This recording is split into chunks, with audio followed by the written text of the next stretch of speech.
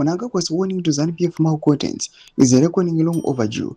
President Mnangagwa's blunt rebuke of self-serving elements within ZANU-PF signals that the era of tolerating internal saboteurs under the guise of political activism may be drawing to a decisive close. Sadabena mashoko buda pangwa ile tukambiri nyika aiwa atinyaso kuyachi chikama Russia chichikama gakama mbishi taliva subscribe wala ikata on the bell icon. Zimbabwe 30 news nobdanyura chiti. This is a moment in every ruling party's life when the noise of internal dissent must be confronted head on, not managed quietly behind closed door, but they smoothed over with diplomatic language, but named, characterized, and warned against the plain sight. President Emmerson Mnangagwa appears to have arrived at that moment, speaking with the directness that he has increasingly defined his public posture on internal party matters. Mnangagwa declared that ZANU-PF is a party of rules and discipline, one that will not and cannot accommodate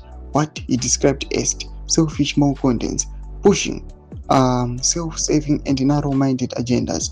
The message was unambiguous. The party is not a marketplace for private ambition. Those who have watched ZANU-PF's internal politics closely will understand the weight of those words. For a party that has survived liberation war, international isolation, economic collapse, and 2 leadership transitions, discipline is not merely an administrative concept, it is an existential doctrine. Factionalism in ZANU-PF is not a new phenomenon. It predates the current leadership and in many respects shaped it.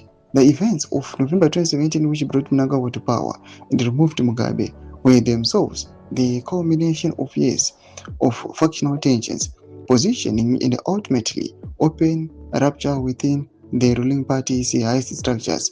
What is different today is the context in which factionalism is re-emerging, as the constitutional debate around a possible third term for Mnangagwa intensifies, anchored in the proposals under Constitutional Amendment Bill No. 3. Those with competing interests have found the new ideological costumes in which to address old ambitions.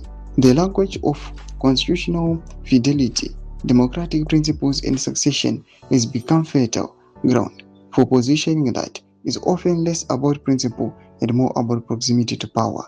Toma developments alipo pangwa imependa comment section medu za kungura any more to clip on each.